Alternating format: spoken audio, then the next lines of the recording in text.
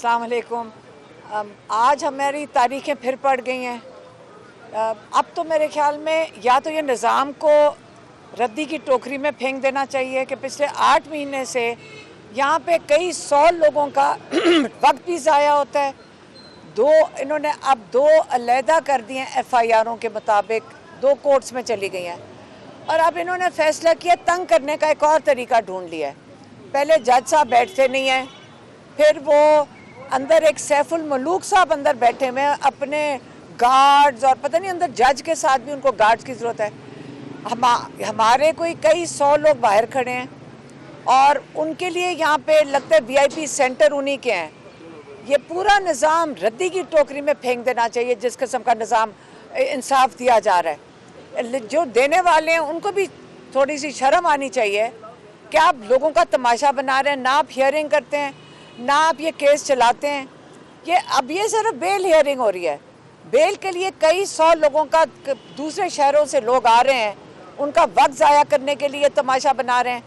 ये हम लोगों को क्या भेड़ बकरियां समझ रहे हैं? हम लोग इनके लिए एक तमाशा हैं। और ख़वातीन आई हुई हैं, व्हील चेयर पर लोग आए हुए हैं, इनका तमाशा बनाया जा रहा है। यह कब तक हम ये सिस्टम को हम बर्दाश्त करेंगे? मैं क्या, हमें सारा निज़ाम जो है ना, इसको अपने आप के ऊपर शर्मिंदगी होनी चाहिए, उनको अपने आप को इस्लाह की तरफ लेके जाना चाहिए।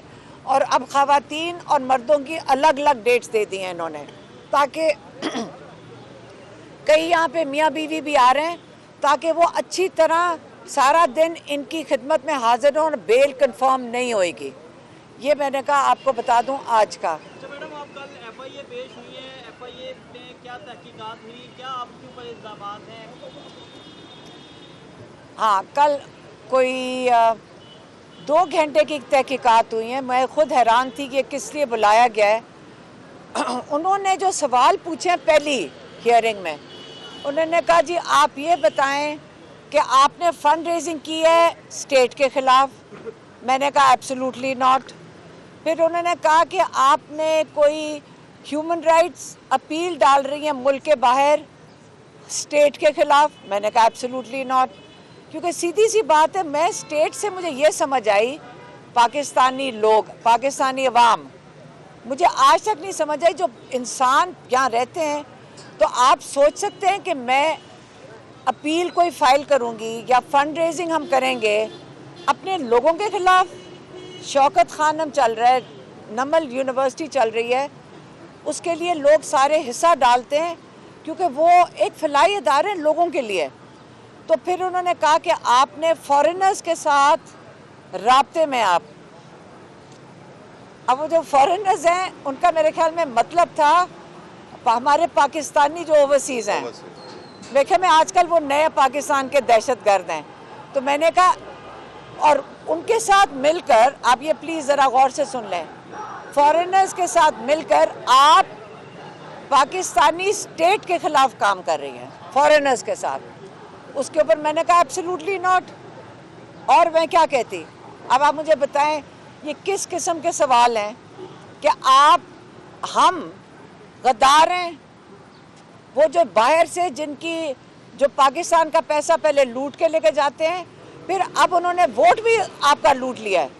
और हमें शर्म भी नहीं आ रही, किसी को, उनको भी नहीं शर्म आ रही कि ऊपर इस भेड़ बकरियों के ऊपर उनका ख्याल है मुसल्लत कर दिया, अब नहीं चलेगा।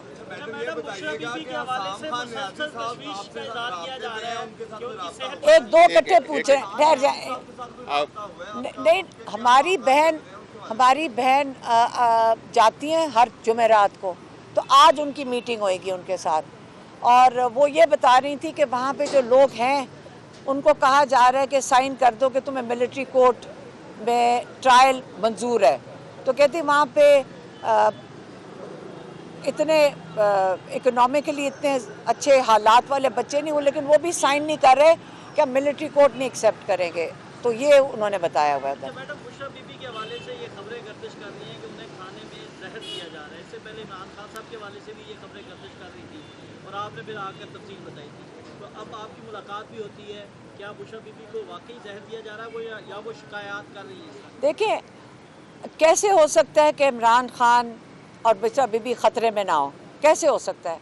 ख़तरा तो है, और इसीलिए हमने डॉक्टर उस्मा मेरी बहन ने अपील वो डाली है, पिटिशन डाली है हाई कोर्ट में कि हमारे मौलिक डॉक्टर आसिम यूसुफ जो गैस्ट्रोंटोलॉजिस्ट हैं वो पहले इनको चेक करें, बुशरा बीबी की अगर कंप्लेन है, क्यों हम उनको एक हफ़्ता पहले जुमेरात को मिले थे।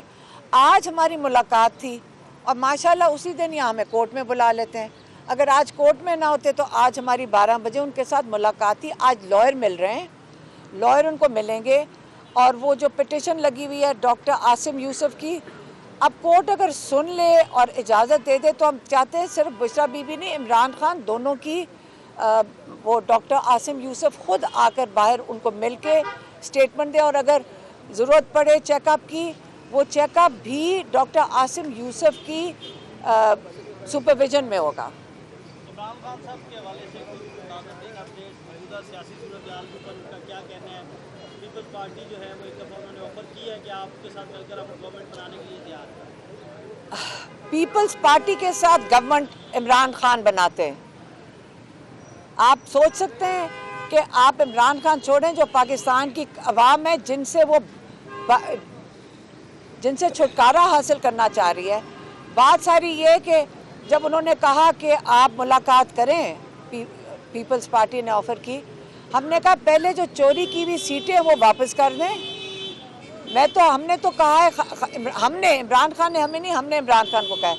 मैंने कहा अगर नून लीग जो कम से कम 60 सीटें पीटीआई की लेकर बैठी हुई हैं, वो पीपल्स पार्टी ने 10 ली हुई हैं, एमक्यूएम ने 18 ली हुई हैं। आप ये सोचें, इन्होंने सारों ने डाका इतना बड़ा डाला है, इनको कहें कि अगर सारी सीटें वापस कर दें, सारी सीटें वापस कर दें, आप सबके साथ बैठ जाएं।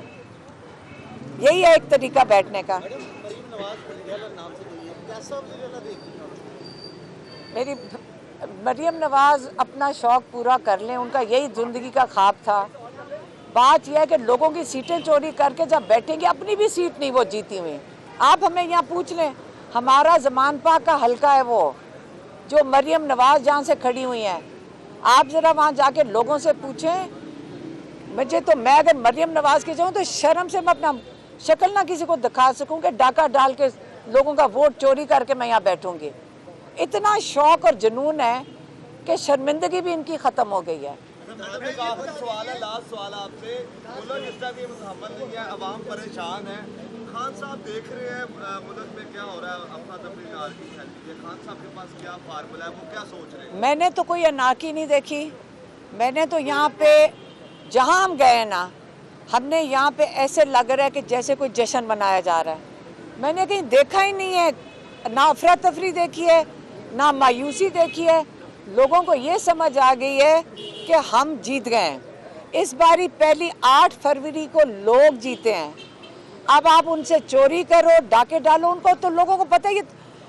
हमें किसी ने कहा, हम यहाँ कहीं खड़े थे, उन्होंने कहा जी इन्होंने पहले कौन सा हमारे पैसे नहीं चोरी किए।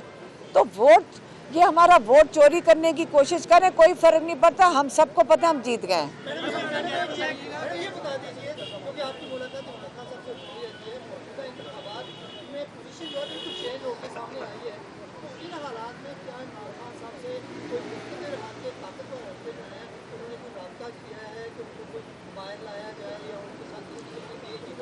एक मैं आपसे बात करूं, ताकतवर हल्का वो है जिसने वोट डाला है। ताकतवर हल्का, आप सारे बात करते हैं ताकतवर, पहले अपना सोच को बदलें। ताकत लोगों के पास जा चुकी है। ताकत 8 फरवरी को लोगों को समझ आ गई, ताकत लोगों की है। डेमोक्रेसी का मतलब है ताकत लोगों की है, और जो इमरान खान सुनेंगे वो अपने लोगों की आवाज़ को सुनेंगे, क्योंकि वो ताकतवर हल्का है। अच्छा मैडम, मरियम बीबी कहती है करप्शन मेरी ब्लड लाइन है, और दूसरी बात ये है कि केपीके में आपकी हुकूमत आ रही है। आप सवाल करते भी आंसर हैं, समझ आ रही है हमें। तो क्या आप, जैसे आपके साथ सियासी काम का निशाना आपको बनाया गया, क्या आपकी हुकूमत अगर आ जाती तो आप भी ऐसे ही हथकंडे इस्तेमाल करेंगे? देखिए मेरी बात सुने, अगर डाका डाला हुआ, अगर आप चोरी करो, पहले आप पैसे चोरी करो, फिर आप लोगों का वोट चोरी कर लो, फिर डरना तो उनको चाहिए। देखें, याद रखें, आपको पता है ये दहशत कौन करता है? जो खौफजदा होता है। दहशत खौफजदा इंसान करता है, दहशत वो नहीं करता जो जीता हुआ होता है। आज तक इमरान खान ने कभी एक दफ़ा किसी पे बदला उतारा हो, वो इस चीज़ में मानते ही नहीं है।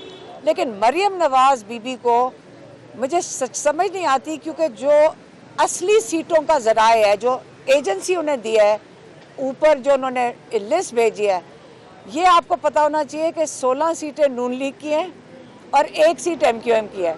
मुझे समझ नहीं आ रही कि वो बेचारे ज़बरदस्ती बैठाए जा रहे हैं, मतलब 16 सीटों के साथ आप मुल्क की हुकूमत करने निकले हैं। जब इमरान खान ने कहा था कि जब आपके पास मॉरल मैंडेट नहीं होगा, मॉरल अथॉरिटी नहीं होगी, तो जब इखलाकी जवाज़ ही नहीं बनता तो ये करेंगे क्या? जब आप बैठेंगे कि क्या करेंगे? आपका ख्याल है कि जब ये हुकूमत में बैठेंगे लोग इनको सीरियसली नहीं लेंगे? उनको पता है कि 16 सीटों की जमात है। मेहरबानी।